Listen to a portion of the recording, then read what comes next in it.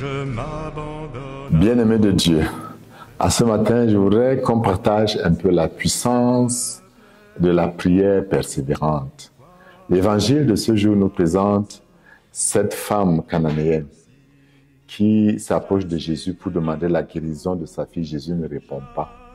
Les disciples interviennent, Jésus répond négativement en disant qu'il n'est envoyé qu'au fils d'Israël. La femme revient une troisième fois, la réponse de Jésus est encore plus négative. Il dit, je n'ai été envoyé qu'aux brebis perdues de la maison d'Israël. Mais elle vint se prosterner devant lui en disant, Seigneur, viens à mon secours. Il répondit, il n'est pas bien de prendre le pain des enfants et de le jeter aux petits chiens. Nous voyons, après cette réponse cinglante de Jésus, la disposition de cette femme qui persévère. Elle dit, les petits chiens, au moins, mangent les miettes qui tombent de la table des petits-enfants.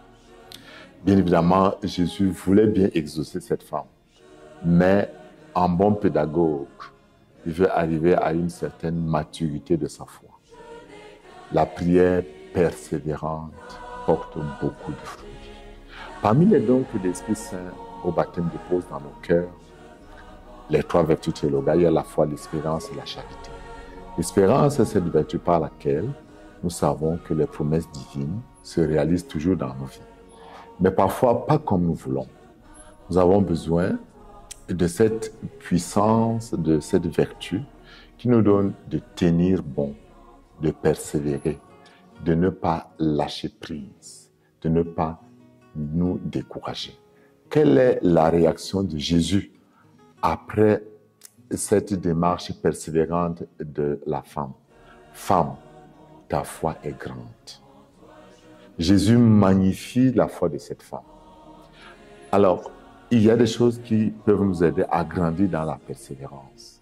D'abord, la régularité et dans nos exercices de piété, régularité dans la prière, régularité de la fréquentation des sacrements, régularité de la lecture de la Bible. Mais il y a la lecture de la Bible elle-même, la lectio divina qui, grâce à l'Esprit qui se répand dans nos cœurs quand nous méditons la parole de Dieu et qui nous donne de grandir dans notre relation avec le Seigneur.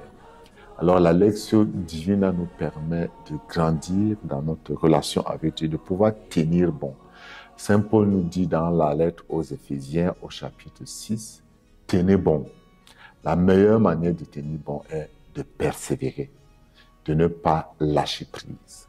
Nous devons nous battre en remettant tout entre les mains de Dieu, certes, en innovant, en inventant, en reprenant, même quand des choses ne vont pas comme nous voulons, nous recommençons toujours. Tenez bon. Le Christ dira à chacun de nous, fils, filles, ta foi est grande. En ce jour, apprenons comme cette femme à tenir bon, à recommencer, à aller toujours de l'avant. Le Seigneur nous bénira. Bonne journée et que la grâce de Dieu comble votre cœur. Amen.